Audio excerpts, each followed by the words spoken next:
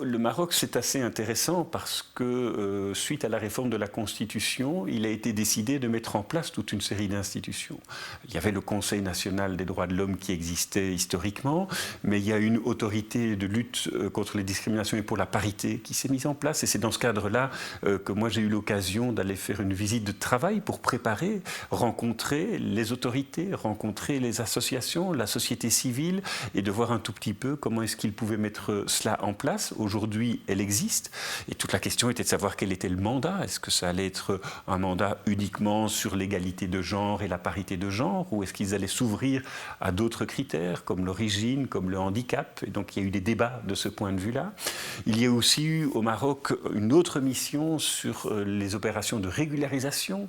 Et le Maroc est le premier pays d'Afrique du Nord, du Machrek, d'avoir adopter ce type de dispositif. C'est inspiré de ce qui se passe du Machrek et Maghreb, oui, pardon.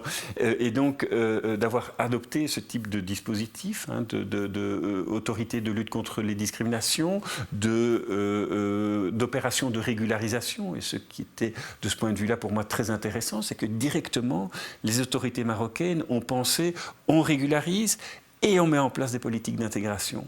Chose que nous n'avons pas fait dans nos pays européens, où il y a eu les accords de migration belgo-marocains, belgo-turcs, je parle ici de la Belgique, mais dans les autres pays ça s'est fait aussi, et les politiques d'intégration n'ont été mises en place que 15 ans ou 20 ans par après, avec un temps de retard et avec des difficultés de ce point de vue-là, liées à l'intégration, de non prise en compte de cette diversité.